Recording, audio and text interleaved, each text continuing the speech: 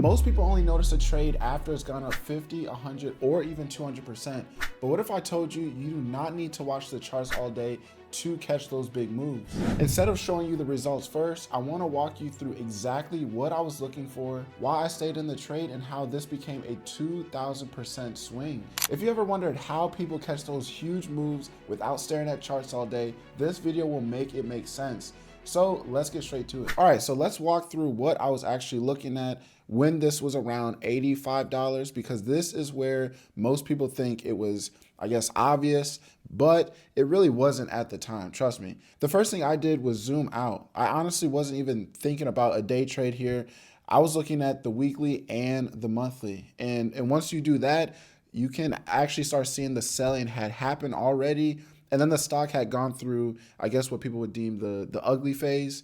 And then it just stopped going lower. So that's always the first thing I'm personally looking for, not a bounce, but the selling actually slowing down. And then from there, I noticed it wasn't just popping and dropping. What? Bro, what are you talking about, man? Price was spending time in that same area, holding those dips. And I remember at that time, price action was tightening up. So for me personally, that's how I can tell if a base is building. Another big thing with these type of trades is, like I always say, make sure you're looking to the left, because this $85 area, I'll put my mouse here, it wasn't random. If you look back, price had reacted around there before. So I knew that level actually mattered. And when price comes back to that level that's already been, I guess, respected, you need to start paying attention, especially on higher time frames. Like I said, rather the daily, rather the weekly. Also, what really stood out to me was how the stock acted on those pullbacks. It would dip and then, shake people out and then like snap right back. So you'll get those moments where it looked like it was about to break down, but it never, really followed through.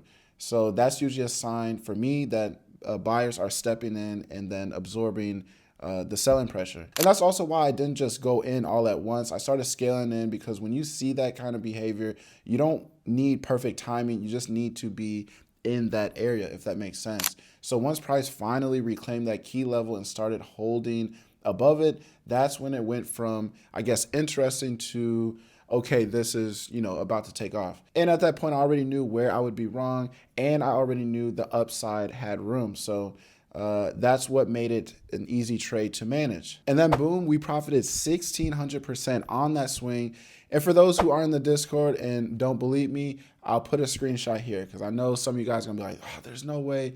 There goes your proof. And that's really what swing trading is. You're not trying to be perfect. You're just listening to the chart and letting it do the work. After that first big run, a lot of people would have been done with this name. They'll take the win and move on. But that's not how I look at trades like this. Once the stock shows it can trend, I don't just forget about it. I keep it on the watch list. I wait for it to reset. And that's exactly what happened here. Once price topped out and started pulling back again, I wasn't looking to buy strength. I was watching to see where price would come back to. And pretty quickly, the zone stood out. And if you look to the left, you can see how many times price reacted in the same exact area. And that's what told me this wasn't just some random level. It was real support. So instead of guessing, I just waited and I let price come back into that zone and watch how it was behaving. And what I liked was that once price got there, it stopped going lower. It started basing. Once again, price action started to tighten up. And that's usually, for me, the first clues that buyers are stepping back in. You can also see how price started putting in higher lows inside that base. And that's very important. If this was true weakness, you would see support fall pretty quickly. But obviously in the setup, it didn't happen. And I'll mark the box area right here. This was our original entry. And that wasn't about timing the bottom perfectly, trust me. It was about buying close to support. If it breaks, you're wrong quickly. If it holds, then I guess you're positioned early. So once price finally pushed back above that support zone and reclaimed it, that's when it confirmed the idea that, at that time. And from there, the move wasn't surprising. It was just price doing what strong stocks tend to do after they defend key levels. I want you guys to start understanding, because this is the part where many confuse swing trading and most people miss this. It's not about catching the breakout candle. It's about, I guess, identifying where you would be wrong and waiting for price to get there and then letting the chart tell you, I guess, when it's ready. That's why this wasn't stressful, I guess. The plan was already set before the move happened. And of course, we profited another 100% on that swing as well.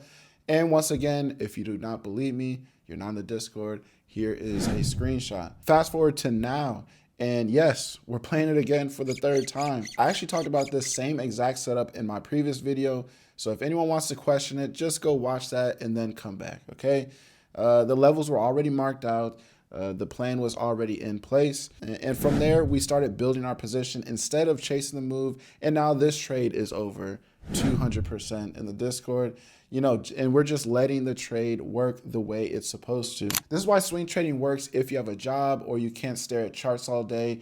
You're not reacting, you know, to every candle. You're working off higher, you know, time frame levels, checking in when price gets to important areas, and then managing from there. And honestly, that's really it. And for those who want to trade this in the future, because we're still currently playing ticker symbol BABA, as far as where we're at now, as long as price continues to hold above this recent breakout area, personally, I think the setup stays intact. The main level I'm personally watching is 185, which lines up with the next major resistance on the chart. I'll mark it here. If price pushes into that zone, then I guess I'll reassess, just, you know, like always. I wanted to make this video to show you what actual swing trading looks like, the patience, you know, waiting for the confirmation, and the right moments, you know, instead of chasing like all those day traders you see all over the internet. If you want to see all my entries and all my exits on trades just like this one, the link to join the Discord is in the description. Everything in there is where I post all my trades and all the trades that I'm going to start scaling in. So make sure you check that out.